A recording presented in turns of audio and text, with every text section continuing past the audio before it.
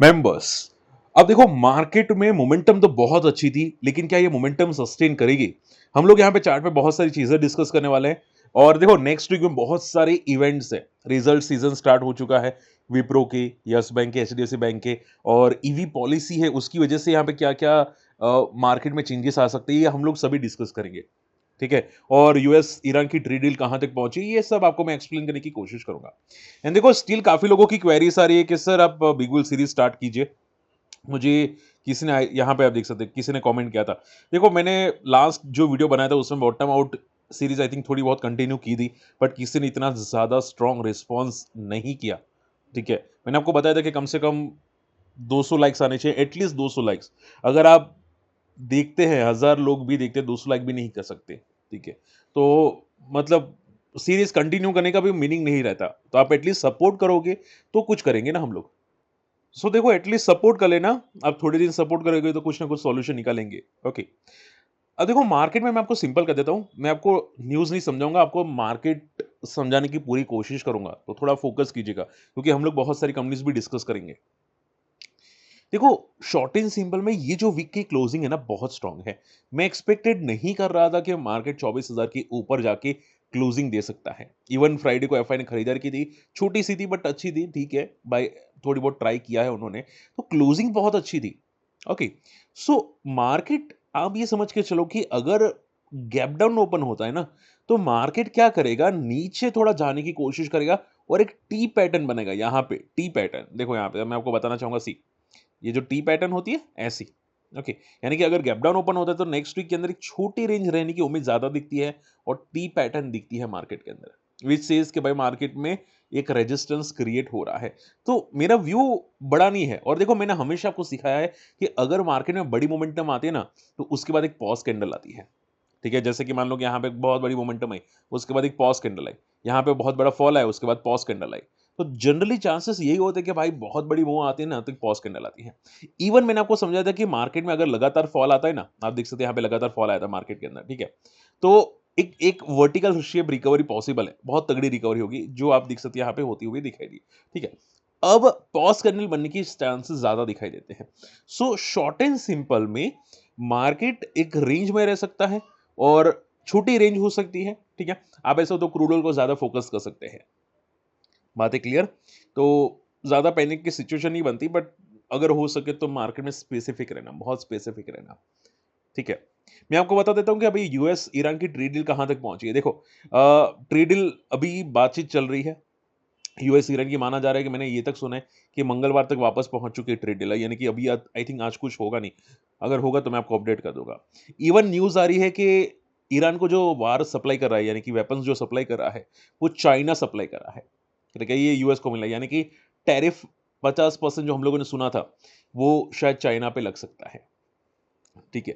तो थोड़ा सा ऐसा लग रहा है कि चाइना सपोर्ट कर रहा था, और ये सभी लोगों को पता था कि ट्रेड डील में चाइना ईरान को तगड़ा सपोर्ट कर रहा है।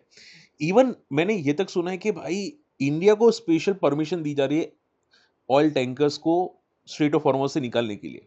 ये भी अच्छी बात है। और इंडिया में जो अभी प्राइस नहीं बढ़ रहा ना पेट्रोल डीजल के, आई थिंक यही एक बहुत बड़ा रीजन है कि इंडिया को डेफिनेटली स्पेशल सपोर्ट मिल रहा है ईरान की तरफ से। ठीक है। हालांकि ईरान को पता है यूएस ने क्या बोला। देखो यहां पे समझो, सी यहां पे ईरान ने यूएस को ये बोला है कि स्ट्रेट ऑफ हार्मस को हम लोग कंप्लीटली ओपन नहीं कर सकते। सिर्फ अभी के लिए जो ओपन किया है या पार्शियल ओपन किया है, वो इंडिया या कुछ कंट्रीज के लिए ओपन किया है। ठीक है। इवन पाकिस्तान के लिए भी ओपन किया, यस। ठीक है। तो उन्होंने जो ओपन किया उसमें ये क्लियर कट बोला है कि भाई उन्होंने लैंड माइंस बिछाई है। माइंस होती है ना। ठीक है। अब पानी के अंदर माइंस रखी है, पता नहीं कहां पे रखी है उन्होंने, माइंस अंदर बिछाई है, और उनको एग्जैक्टली नहीं पता है कि वो माइंस कहां कहां तक बिछी है, और उसकी वजह से वो लोग यहाँ पे स्ट्रेट ऑफ हॉर्मोज पूरा का पूरा ओपन नहीं कर रहे हैं। ठीक है। बोलो ये एक्चुअली में अगर मैं वन शॉट आंसर दूं तो ये एक्सक्यूज है। उनका ओपन नहीं करना है ना स्ट्रेट ऑफ हॉर्मोज, ये इसकी वजह से एक्सक्यूज दिया है ईरान ने। ठीक है। देखते हैं यहाँ पे क्या होता है, बट अभी के लिए आप सिर्फ ये समझ के चलो कि वार बंद नहीं हुई है, अभी भी मैंने देखा कि हमले चल रहे हैं। बट एक अच्छी चीज है कि स्टेट ऑफ हॉर्मस कुछ एशियन कंट्रीज के लिए खुला है, एंड क्रूड ऑयल काफी तगड़ा पिटा है, और क्रूड ऑयल की वीकली चार्ट्स बहुत ही नेगेटिव है। ठीक है। विच सेज के क्रूड ऑयल बहुत ही वीक रह सकता है। ठीक है, नेक्स्ट वीक में भी इतने ज़्यादा पॉजिटिव संकेत नहीं दिखते। इवन आप देखोगे यहाँ पे 90 का एक बहुत तगड़ा सपोर्ट है और 100 का एक रेजिस्टेंस है, जो मुझे नहीं लगता कि 100 को ब्रेक करेगा नेक्स्ट वीक के अंदर, और अगर होगा तो ज़्यादा से ज़्यादा यहाँ पे नीचे फॉल आने के चांसेस ज़्यादा है। सो जो कैंडल बनी है वो क्लियर कट बोल रही है कि 90 को शायद नेक्स्ट वीक में क्रूड ऑयल ब्रेक कर सकता है डाउन साइड पे, ठीक है? क्योंकि बहुत तगड़ी रेड कैंडल है, देखो यहाँ पे यहाँ पे बहुत तगड़ा कंसोलिडेशन था, आप देखो यहाँ पे, ओके? और ये जो विक्स बनाई थी, ये विक्स का भी इसने लो तोड़ दिया है, क्रूड ऑयल ने, ठीक है? तो ये क्लियर संकेत आ रहे हैं कि वापस एक बार 90 को रीटेस्ट करेगा और हो सकता है कि 85 को भी रीटेस्ट करने की कोशिश करे। Charts is totally negative for the crude oil, ठीक है? सो थोड़ा कॉशियस रहना, और देखो ट्रेड अगर क्रूड ऑयल में ट्रेड करो, जो भी करो ना, थोड़ा सोचो, क्योंकि क्या है, प्योरली मार्केट ड्रिवन है, ठीक है? थोड़ी मार्केट में कोई भी टेम्पररी न्यूज़ डाल देता है ना, तो भाई वॉलेटिलिटी बढ़ जाती है। सो थोड़ा केयरफुल रहना क्रूड ऑयल के अंदर, ठीक है? इसमें क्या होता है कि क्रूड ऑयल में सिर्फ ट्रेडिंग ही, इंट्राडे पॉसिबल है। पोजिशनल करोगे तो ट्रैप होने के चांसेस ज़्यादा बढ़ जाते हैं, ठीक है? चलिए, ओके, तो आई होप आप समझ चुके हैं यूएस ईरान की ट्रेड डील कहां तक पहुंची है। अभी के लिए आप ये समझ के चलो, पैनिक करने की जरूरत नहीं है। इवन मैंने आपको यस्टरडे की वीडियो में आपको बताया था, अगर आपने मेरा यस्टरडे का वीडियो देखा होता, तो मैंने आपको सिर्फ ये बताया कि जो मिड कैप की मोमेंटम आ रही है बहुत स्ट्रांग है, बहुत बहुत रिकवरी है, जो मैं एक्सपेक्टेड नहीं कर रहा था कि इतना रिकवर होगा। सीरियसली मैं नहीं एक्सपेक्टेड कर रहा था, मुझे पता था कि पुल बैक होगा, बट इतना आई डोंट बिलीव, बिल्कुल भी बिलीव नहीं करता।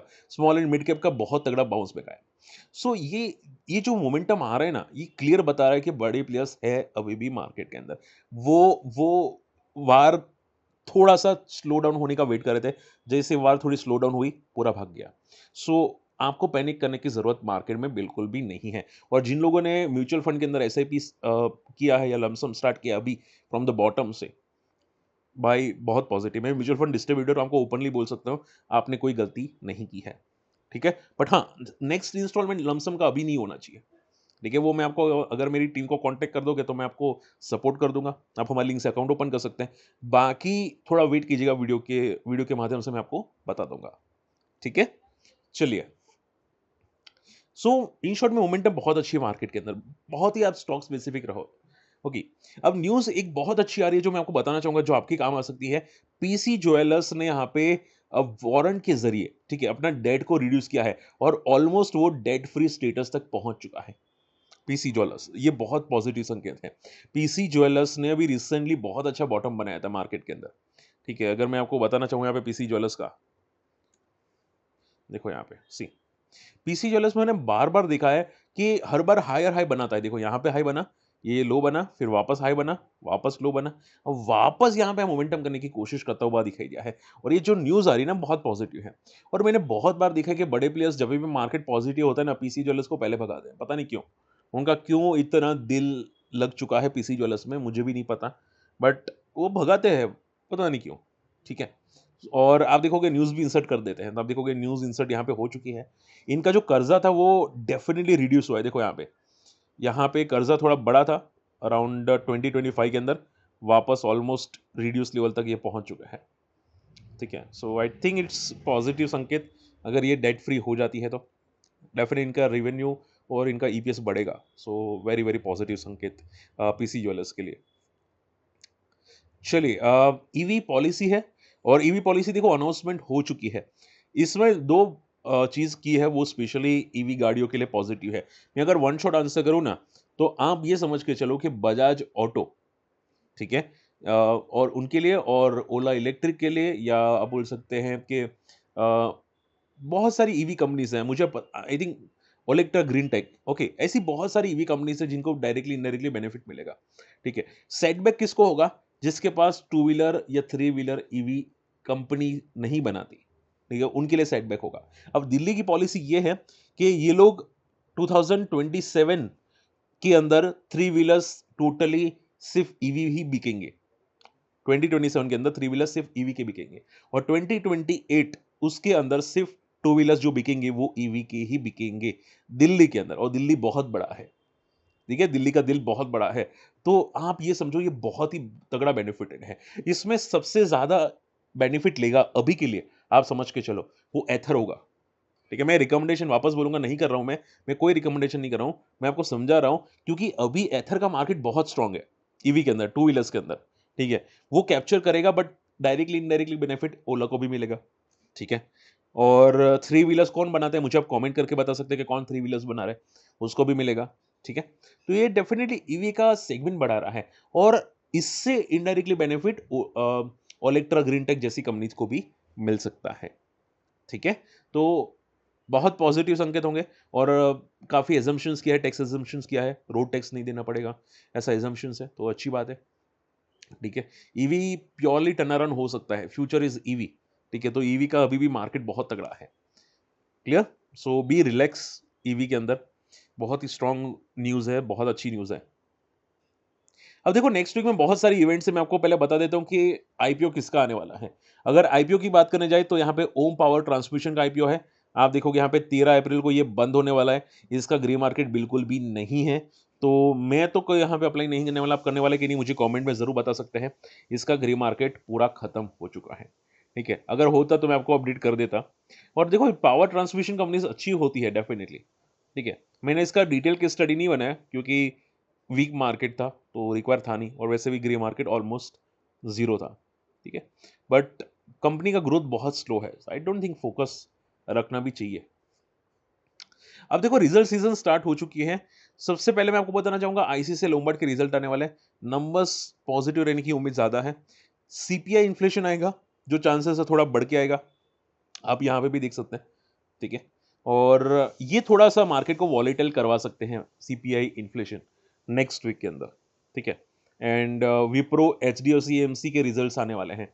अब देखो टीसीएस के जो रिजल्ट आए थे, अनुमान से बेटर थे बट हमेशा याद रखो फ्यूचर कमेंट्री क्या देते हैं, ठीक है? कि भाई एआई के लिए एआई की वजह से क्या प्रॉब्लम आएगी कंपनी के अंदर, वो इंपॉर्टेंट होगी।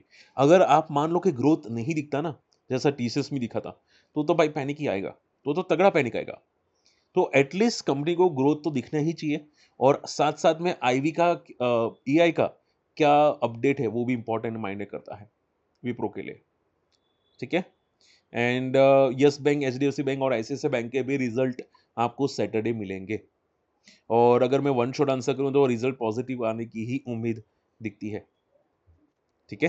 तो शॉर्ट एंड सिंपल में मार्केट रिजल्ट्स पे अभी ज़्यादा फोकस करेगा, स्टॉक स्पेसिफिक फोकस करेगा और हमेशा याद रखना, आप लोग को मैं बता देता हूँ लास्ट चीज़ है कि अगर रिजल्ट खराब आते हैं और स्टॉक 7% या उससे ज़्यादा क्रैश होता है, कोई भी कंपनी, कोई भी एनी कंपनी, तो आप ये समझो वो शॉर्ट टर्म में जल्दी रिकवर तो नहीं करेगा, ठीक है? तो बहुत स्पेसिफिक रहना। अगर किसी का शॉर्ट टर्म का व्यू है कोई भी स्टॉक के अंदर, ठीक है? बहुत स्पेसिफिक रहना क्योंकि मैंने बहुत बार देखा है ट्रैप हुए हैं। सीरियसली बता रहा हूँ ट्रैप हुए हैं। एक बार गुजरात गैस के अंदर ऐसे ही हुआ था, अच्छे रिजल्ट आए थे, स्टॉक गैप अप ओपन हुआ था 6%, यहाँ की बात है अराउंड 2021 की, उसके बाद ये स्टॉक सीधा आधा हो चुका था। अच्छे रिजल्ट पे स्टॉक गैप अप ओपन हुआ था, सस्टेन नहीं हुआ था, नेक्स्ट डे को फॉल किया था और पूरा का पूरा क्रैश हो गया उसके बाद, ठीक है? तो ब्लाइंडली ट्रेड करना बेवकूफ़ी हो सकती है। रिजल्ट पे पूरा का पूरा स्टॉक कन्वर्ट हो सकता है, क्रैश हो सकता है, भले अच्छे रिजल्ट आए, ठीक है? सो बहुत केयरफुल है ना, रिजल्ट सीजन स्टार्ट हो चुकी है। मैं आपको सिल्वर एंड गोल्ड का बता देता हूँ, लास्ट चीज़ है। देखो सिल्वर एंड गोल्ड के अंदर एक बड़ी मोमेंटम एक्सपेक्टेड है। अब ये नेक्स्ट वीक में होगी या फिर उसके नेक्स्ट वीक में पता नहीं, बट बड़ी मोमेंटम है। अगर नेक्स्ट वीक में मोमेंटम होगी तो छोटी मोमेंटम हो सकती है पॉजिटिव साइड पे, 80 का एक रेजिस्टेंस है, ठीक है? और अगर बड़ी मोमेंटम होगी तो सीधा ये जो पैटर्न होगा, ये पैटर्न का ब्रेकडाउन होगा यहाँ पे, ठीक है? Which is downside around 70 to 65 तक आ सकता है। बट देखते हैं जिस तरह से चार्ट पैटर्न बन रही है, थोड़ा-सा एक शायद पॉजिटिव कैंडल बने और उसके बाद क्रैश हो, ठीक है? तो थोड़ा कॉशियस रहना, 80 का रेजिस्टेंस है सिल्वर के अंदर और गोल्ड की अगर मैं बात करने जाऊँ, ऑलमोस्ट सेम पैटर्न है, ठीक है? गोल्ड में भी एक रेजिस्टेंस क्रिएट हो चुका है ग्लोबल मार्केट के अंदर, ठीक है? सो गोल्ड में भी एक छोटा-सा कैंडल है, उसके बाद ये भी फॉल करने के चांसेस बढ़ जाते हैं, ठीक है? आई होप आज का वीडियो समझ में पसंद है। स्टिल कोई डाउट रहे तो कमेंट कीजिएगा और मैंने ज़्यादातर चीज़ें आप लोगों को समझा दी हैं और हमारी कम्युनिटी में आना चाहते हैं, अकाउंट ओपन कर सकते हैं। मेरे पास बहुत सारे स्क्रीनर से शेयर कर दूँगा और मैं यूट्यूब कम्युनिटी को सोच रहा हूँ स्टार्ट कर लूँ, जो मेंबरशिप होती है और उसमें मेरे जो कोर्सेज़ है वो शेयर कर दूँ। तो अगर आप इंटरेस्टेड है मुझे कमेंट ज़रूर कर सकते हैं, ठीक है? मिलते हैं अगले वीडियो में, टेक केयर, बाय-बाय।